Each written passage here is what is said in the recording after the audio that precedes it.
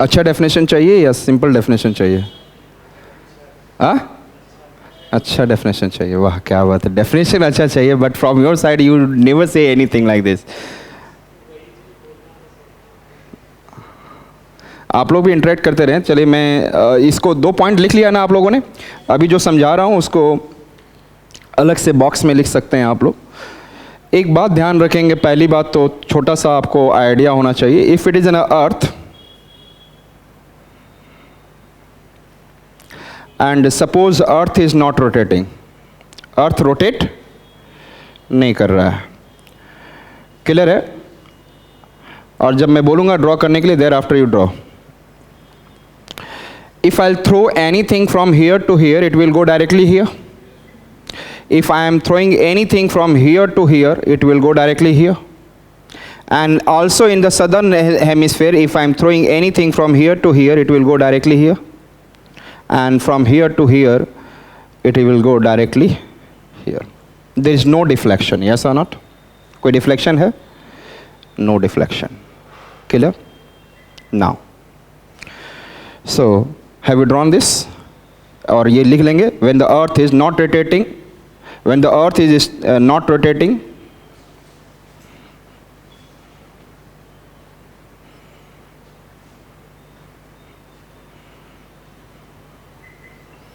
no deflection,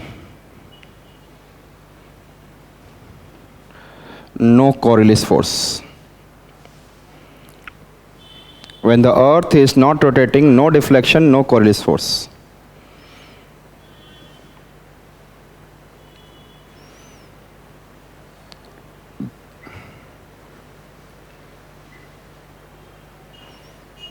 Clear?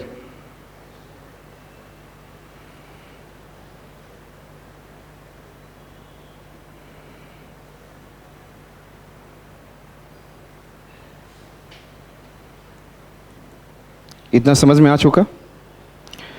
Next point it is, shall I remove?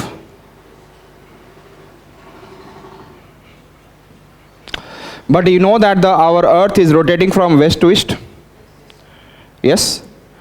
And how much time it takes? 24 hours. How much time it takes? 24 hours. अच्छा,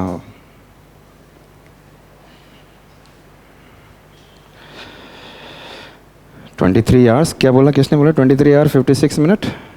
अच्छा नहीं, अच्छी बात है। 56 minute और क्या है? 4 सेकेंड, 56 सेकेंड। चलो आ जाओ यहाँ पे अब, ठीक है? हम लोग यहाँ ध्यान दे ले। You know that if I take the globe, earth is bulge from this area, and the circumference of the earth will be very high at the equator, at 0 degree latitude, yes or not? And it is around 40,000 kilometer. Circumference of equator is 40,000 kilometer. Clear? So if I'll write 40,000 kilometer and at the 0 degree, तो speed क्या हो जाएगा? Distance upon time equals to speed. ये तो जान रहे हैं ना आप? So this is your distance and this is your time. So in one day, this whole circumference of the equator takes an what? One complete rotation. And if you divide it, you will get around 1650 or 1680 kilometer. So better to write 1700 kilometer. Can I write 1700 kilometer per hour? The speed of any object at equator will be what? Tell me fast. 1700 kilometer per hour. Yes or not? And if I'll go above at this latitude, तो circumference reduced. यहाँ पर radius ये कम हो गया ना, circumference। जैसे जैसे हम जाएंगे circumference क्या होता चला जाएगा? कम हो रहा है। And suppose here it is, I said that suppose here 20,000, ये suppose बोल रहा हूँ 20,000 kilometer. So it will be somewhere around, I said that it is distance upon time, तो it will be, I said that 800 ले लो या 850 kilometre per our. Yes or not? Similarly here it is 850 kilometer per hour.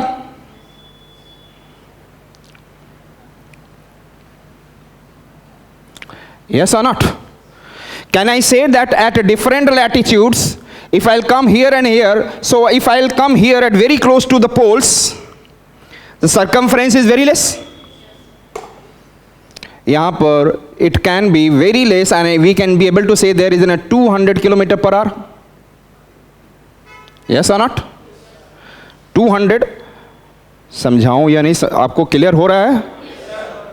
जो आप definition देखने जा रहे हो और जो चीज़ मैंने बताता हूँ वो किताब में जाकर नहीं मिलेगा, but the examination it is being asked.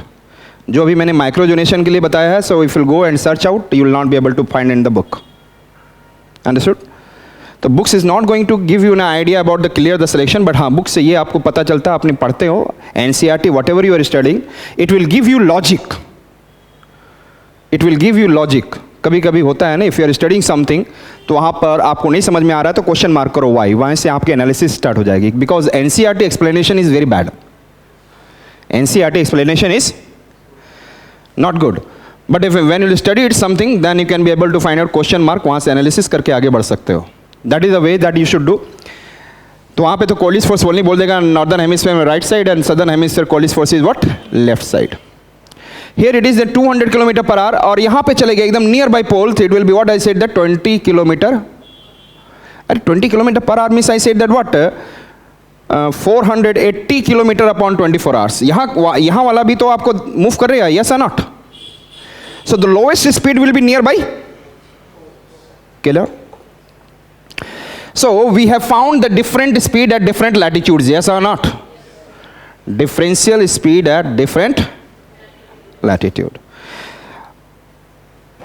You and you, दो लोग हैं, you are moving from Delhi to Kolkata and the speed of the train is what I said that 100 km per hour. Clear है? आप दोनों हैं and you are in the train. So your speed is also 100 km per hour and your speed is also 100 km per hour. अरे जब train में जा रहे हो तो दोनों की स्पीड, जब ट्रेन की स्पीड होगी वही आपकी भी होगी. और आप बॉल फेंकोगे, लो कैच करो तो he will be able to catch. Another person will be also able to catch. दोनों सेम डायरेक्शन में मूव करें. इसका मतलब है कि यदि मैं यहां से टू बॉडीज, सपोज करो टू ट्रेन है 100 km per hour and he is throwing something, it will go to this.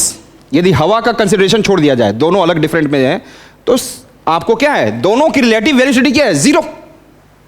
Yes और नॉट?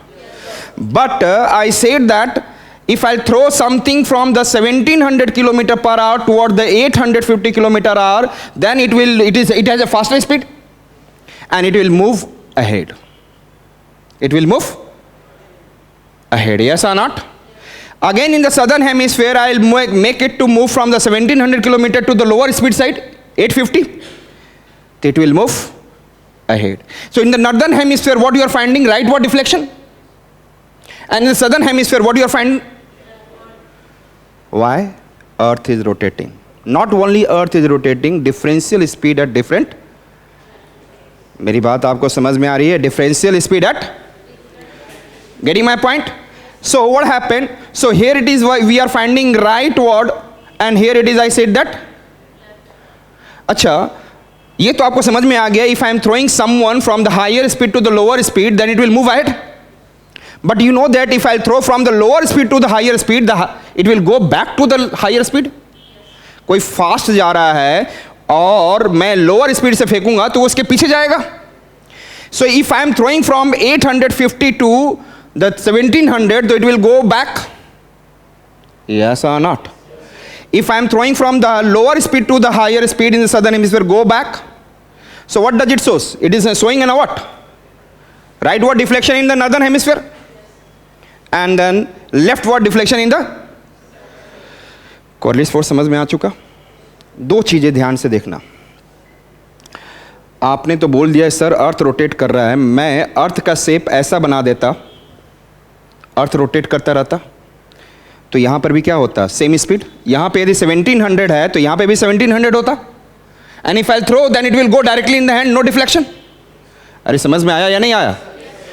इट मीन्स डिफ्लेक्शन जो है ये इमेजिनरी है, only due to rotation of earth, but due to geoid shape of the earth. Earth का shape कैसा है, और geoid मतलब कर्व है, and due to this curve we have a different speed at different latitude. Getting my point? मजा आया समझ के थोड़ा? कॉर्लिस फोर्स, हाँ बेटा हर दिन मैं वैसे ही, आप जोग्राफी उस समय जो मॉर्फोलॉजी समझाता हूँ वैसे ही आप समझते हो, यहाँ पे भी आप वैसे ही समझोगे। और आपको मैंने बोला कि you will not be able to find this thing in the book. Clear? So हमने क्या कहा, what is coriolis force? क्या ये एक्चुअल फोर्स है? नहीं, it is an imaginary force. ये होता है, लेकिन किस पर होता है? कोई भी चीज यदि मूव कर रही है तो it will happen on that. Suppose करो एक ऐसी चीज मैंने देखता हूं, इसका मतलब है कि अर्थ का शेप भी बहुत इंपॉर्टेंट रोल प्ले करता है। यही क्वेश्चन आ जाएगा, what are the factor responsible for the cold force? Sir मैंने तो अर्थ ही रोटेशन पढ़ा था, उसमें अर्थ रोटेशन को टिक लगा दिया, लेकिन अर्थ रोटेशन की वजह से क्या क्या चीजें और भी है वो भी दिखना होगा। Shape of the earth is also responsible, yes और नॉट? तो इसको हम लोग क्या बोलते हैं? Geoid shape of the earth means curvilinear, curve, getting my point? और ऊपर से चिपटा।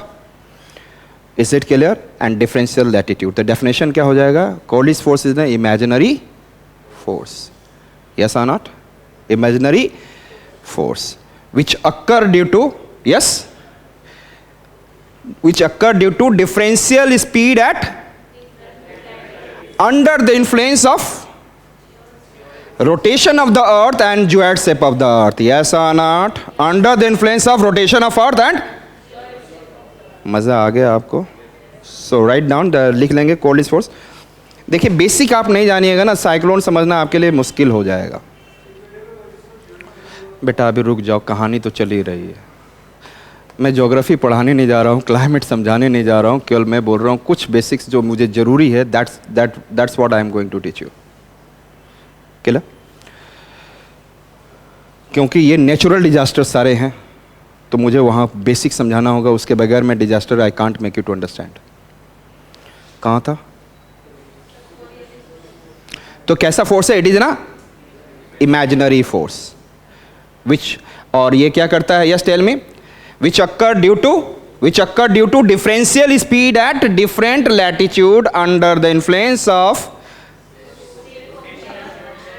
and geoid shape of the earth. Can you remember ना? तो लिखेंगे it is an imaginary force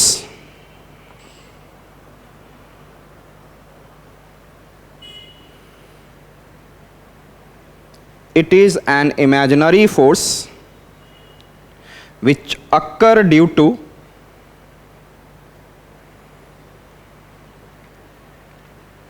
differential speed at different latitudes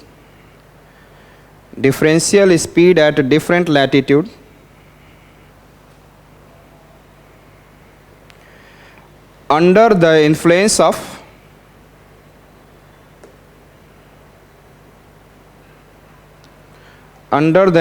of yes, rotation of the earth, rotation and shape of the earth, rotation of the earth and shape of the earth.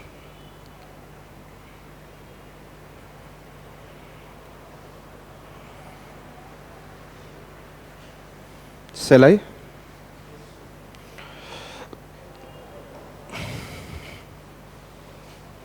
So you can be able to see, like I said, that ये फटाफट ऐसा structure बनाना आप लोगों को है। ये दो structure बनाना ऊपर नीचे, एक नॉर्दर्न हेमिस्फीयर के लिए, एक सदर्न हेमिस्फीयर के लिए। One you have to draw for the northern hemisphere and another one it is southern hemisphere. Centre में क्या है? सराउंडेड बाई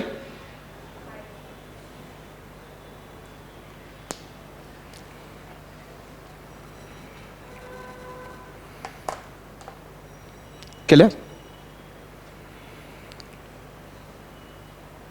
अच्छा ये मुझे बताओ,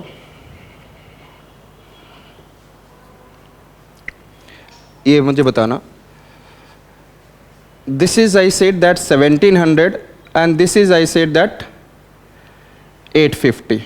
So this is your what? Deflection. If it is 3000, then it will be more deflection.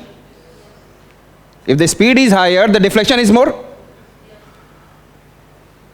If it is 10,000, more deflection. If the speed is higher, deflection is the higher. If the speed is higher, Coriolis force is higher. Yes or not? If the speed is higher, or speed कब ज़्यादा होता है? When do the speed will be higher? When the pressure gradient is higher. Yes और not? Listen me carefully. अच्छा, ये बना लिया आप लोगों ने सबने? Everyone is drawn.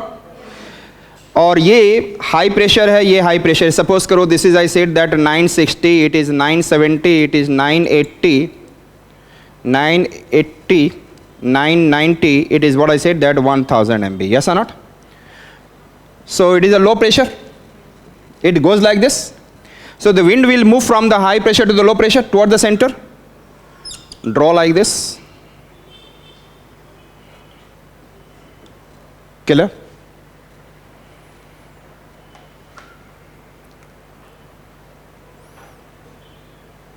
कोई दिक्कत? Any problem? So, but if the wind is moving faster, then it will deflect in the northern hemisphere, right? What? तो आपको क्या करना है? Yes, tell me. It should deflect towards what? Right? What? Yes or not? Instead of moving straight, it will deflect towards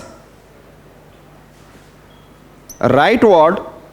It means cyclone is moving in the northern hemisphere. How much it will rotate? If the center is I हो जाता है, and then wind surrounds around the what? I. In which fashion? Anti-clockwise. Can you remember in your mind? It will circulate in which fashion? Anti-clockwise. Yes or not? तो लिख लेंगे cyclone rotates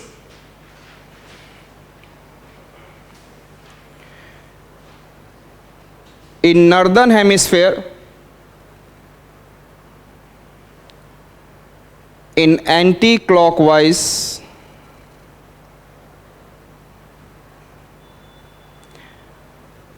around I. Around I. बीच वाला centre I.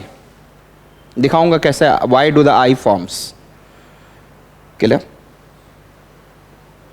कोई दिक्कत? Anybody? याद रहेगा आपको, जब भी आप साइक्लोन को करें ऐसे ड्रॉ कर लें rightward deflection. Can you do this? Cyclone rotates in the anti-clockwise fashion in the northern. यदि आप भूल जाएं, बेटा ये देखिए कंसेप्चुअल है, I am giving importance to this, लेकिन ये कभी आप भूल जाओ तो ऐसे कर लो, ऐसे एन लिख लिया नॉर्दर्न हेमिस्फीयर. अरे कर लिया. And thereafter you just do like this. Clear? And say what you can draw? Anti clockwise. नहीं समझे आप लोग? What I said, if you have forgotten, then what you can do? This is N, northern hemisphere.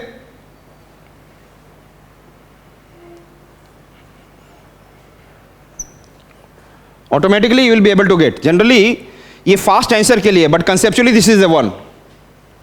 So northern hemisphere में cyclone rotates in which form? और northern hemisphere में N है और anti clockwise में भी N है. That you can remember. Yes or not? This way also you can remember. This three way, but I give importance to which one? Conceptual clarity. Clear? The same figure in the southern hemisphere. Draw करेंगे आप लोग? Draw कर चुके हैं आप सब लोगों ने?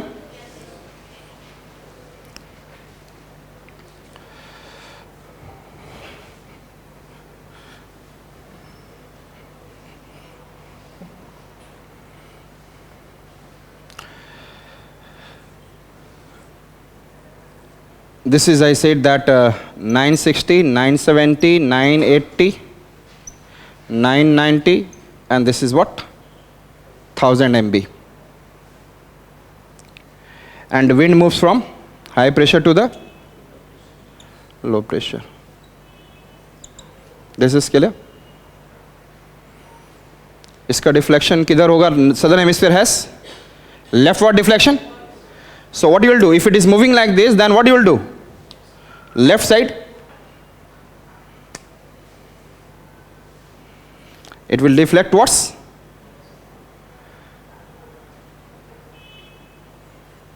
so it will be which one? Clockwise.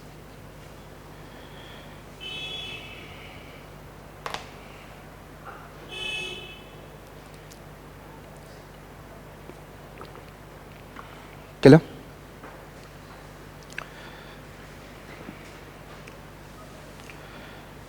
Clear everyone? तो लिखेंगे, write down, cyclone rotates, sorry, in southern hemisphere cyclone rotates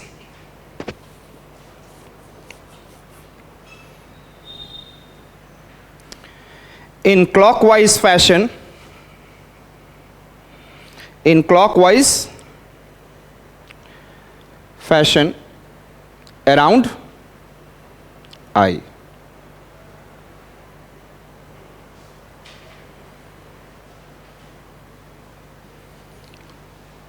और यदि भूल जाओ तो क्या है, एस सदर्न हेमिस्फीयर, तो ये आपने एस लिख लिया, तो इसका मतलब क्या है, clear, southern hemisphere,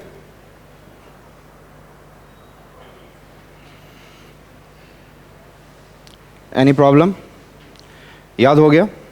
now the next point हमें ये देखना है, शैल आई रिमूव नाउ, देखना है कि मुझे ये यहां पर लो प्रेशर बन गया है and the winds are coming towards it. If the winds are faster, then there is a more deflection. More deflection, more deflection, more deflection, more deflection means it is not able to reach to this center, this circular part. Yes or not? I said that when the winds are trying to reach toward the center, then they are not able to reach to a particular circular area at the center due to Coriolis force. Yes or not? Yes or not? So what does it mean? Wind has a rotatory effect. Wind के पास कैसा effect है, क्यों है, Coriolis force की वजह से, and they are not able to reach to the particular circular area, and that area is considered as an eye of the cyclone, that area is known as, समझ में आ गया, वो पूरा शांत रहता है, that is the what I said, that calm, इतना ही बोल सकता हूँ फिलहाल। जब आप साइक्लोन की क्लासेस करेंगे that time you can be able to understand क्यों वार्म भी रहता है। So here it is, I said that it is a very calm condition, here it is, no wind is there, understood it, any problem. और जितना fast होगा, जितना ज्यादा होगा, उतना ही आई बढ़ता जाएगा, जितना फास्ट विंड होगा the deflection will be more little earlier, yes और नॉट, यस और not, then the eye of the cyclone will become larger, yes और not, the eye of the cyclone depends upon the wind speed, और wind speed किस पे depend करता है, Coriolis force पे, yes और नॉट, और कोलिस फोर्स का इसका मतलब है कि प्रेशर ग्रेडियंट बहुत ज्यादा है, तो अर्थ पे 40 MB, अभी देखा 40 MB डिफरेंस, 40 MB डिफरेंस दिखाया मैंने, यस और not, 40 MB 50 MB can create cyclone, yes और not, and speed of the wind around eye if exceeds 62 kilometre per hour, it is known as cyclone. If the speed of wind around I exceeds what? It is known as cyclone. 62, 90, 100, 150, 200, it is known as cyclone. But if it reaches, ये मेरा ये बताने वाला नहीं काम था, ये cyclone वाला बता दिया मैंने, that is clear. लेकिन if it reaches 210 kilometre per our, even for 2 to 3 minutes, it is known as super cyclone.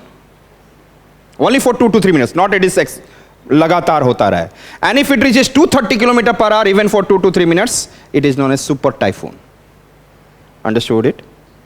तो साइक्लोन बनने के लिए what should be the speed, clear है, समझ में आ चुका है, अरे एवरीबडी इज क्लियर ना, यहां तक क्लियर हो चुका है। तो ये डाटा अभी आपके दिमाग में सेट हो गया कि साइक्लोन फॉर्मेशन कब होगा, when the speed of the wind around the I is above, this idea is completely okay in your mind, yes? Shall I remove this? दूसरी चीज आ रहा है, आपको क्या लगता है, if I am drawing this earth, this is equator and this is your 5 degree latitude and 5 degree south latitude, और यहां पर लो प्रेशर ऑलरेडी होता है सन की हीटिंग की वजह से, but if it is 1700 kilometer and this circumference is 1680 kilometer, so only the difference is what, 20 consider करेंगे या बोलेंगे 1700 अपॉन 1680 में कोई अंतर नहीं है सर, यही बोलेंगे ना, यही बोलोगे ना आप। इसका मतलब है कि in this region there is no deflection, low pressure है बट डिफ्लेक्शन नहीं है, तो साइक्लोन बनने के लिए डिफ्लेक्शन बहुत होनी चाहिए, यस और not? So due to the negligible Coriolis force, cyclone does not form between 5 degree north to 5 degree south latitude. Clear है? It is a tropical region, it comes under the tropic, but it is not forming between 5 to 5. Understood it? 5 to 5 degree north and 5 degree south. This point is clear? क्योंकि मैं चाहता हूं कि आप जब लिखें तो उसका आंसर को, आपका जो 4-5 लाइन का जो इंट्रोडक्शन हो वो धांसू हो और एग्जामिनर बोले कि yes that there should be this kind of it. Understood it? Next point if I am discussing about, यहां पे चले जाते हैं। अच्छा, साइक्लोन बनता है तो ध्यान से देखिएगा, हमेशा ही जब कोई चीज़ लो प्रेशर सेंटर पे होता है तो wind is, I said that goes upward. इतना मैं फिलहाल समझाता हूं, it goes upward. Understood it? तो बीच में लो प्रेशर का मतलब क्या है? What is the meaning of low pressure? If it is low pressure, temperature is high, the wind become what? Warm and expanded. कोई भी चीज़ गर्म होगी तो क्या होगा? और एक्सपैंड हो गया तो लाइटर हो गया, density less, and it will start.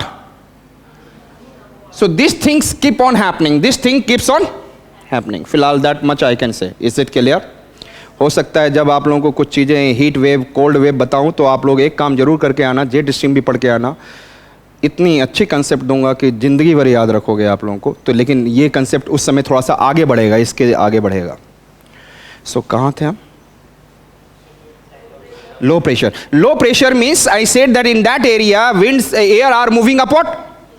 लेकिन यहाँ पर एक जो यहाँ से 25 to 35 डिग्री लैटिट्यूड होता है, यहाँ पे विंड ऊपर से उतरते रहता है।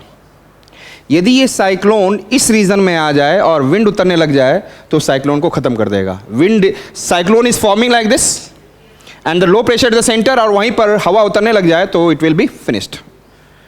तो साइक्लोन फॉर्म्स बिटवीन, और ये थोड़ा सा आप पढ़ेंगे जब क्लाइमेट, तो ये शिफ्ट होता है, ये कभी 5 डिग्री इधर और 5 डिग्री ऊपर, तो 20 डिग्री तक आता है। यस और नॉट? तो इसका मतलब है, इसको बोलते हैं सब ट्रॉपिकल हाई प्रेशर बेल्ट, और इसको 5 degree north to 5 degree south. तो इसका मतलब है cyclone forms between 5 degree to 20 degree northern hemisphere and this is clear. So what are the things we have learned? Shall I remove all this? अच्छा, कोई बच्चा पूछ रहा था सर कोलिस फोर्स इक्वेटर के पास क्यों कम होगा? समझ में आ गया? Who is asking? You ना? This is clear? लेकिन यहां पर जैसे जाएंगे, ये 20 है, 200 और 20, तो सोचो कितना डिफरेंस होगा।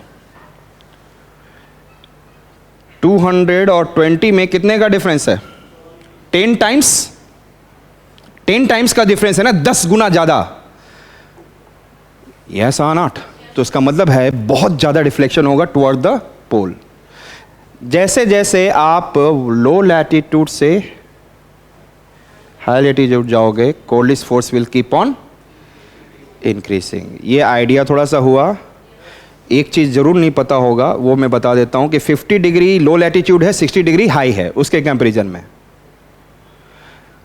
If it is 50 then this is what? If it is, then it is 70. तो 60 डिग्री पे Coriolis force will be more than, and 70 degree पे Coriolis force more than. Idea समझ में आ गया आपको? क्या किताब में कहीं लिखा हुआ है? UPSC used to ask earlier once, very early it has been asked, which latitude the Coriolis force will be high. तो मेरे ख्याल से सही, कई बच्चों की भैंस गई पानी में। समझ में आ गया? दोबारा मैं बोलने जा रहा हूं, ध्यान से सुनिएगा आप लोग, लिख लेंगे। Next point, Coriolis force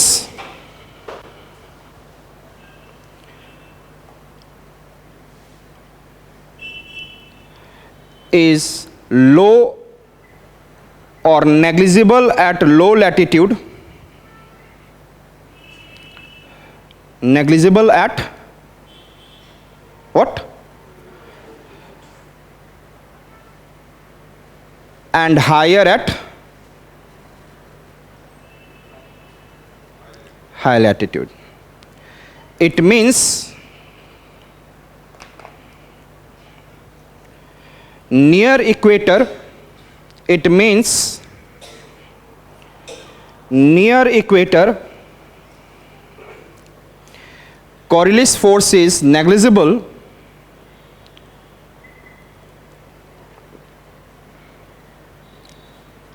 and at poles highest.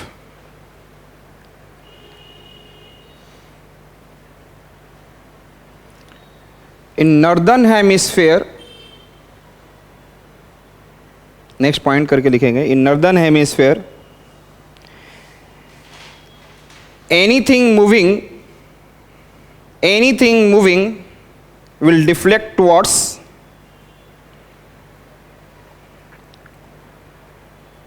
right, will deflect towards, and in southern hemisphere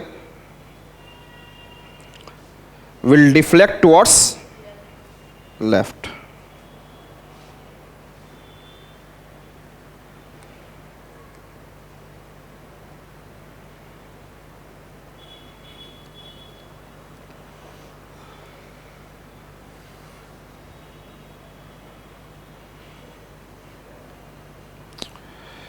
now clear है आप लोग को? अब मुझे ये बताएं, फर्स्ट पॉइंट आपको क्या बोला था, अभी लिखवाया था? Yes tell me what the first point I have read, made you to write tropical reason.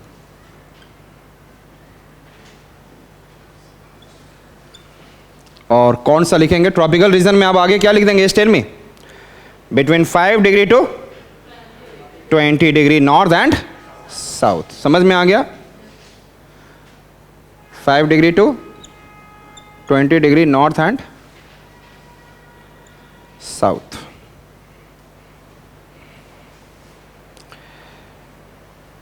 Next point क्या कहा था? मैंने बोला था कि वो rest of the things it should be in the box, क्योंकि मैं यहीं से स्टार्ट करूंगा. What the next point I have made you to write? Centre with low pressure surrounded by high pressure isobar. Clear है? इसके आगे मैं कहानी लिखूंगा आई बनाते हुए. यस और नॉट?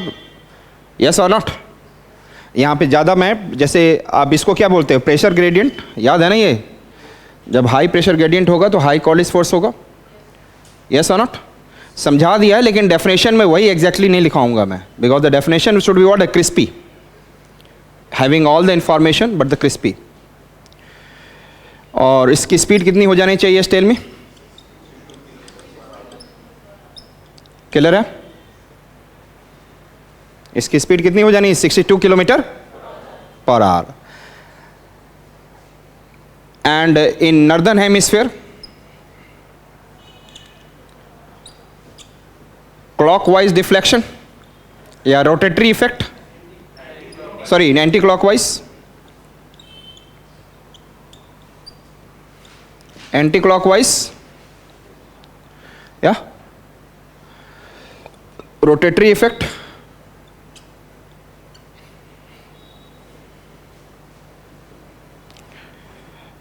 and southern hemisphere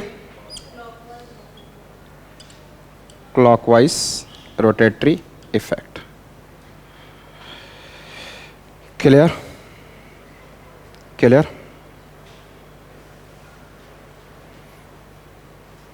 थोड़ा और अच्छा डेफिनेशन बताऊं या इतना काफ़ी है? हाँ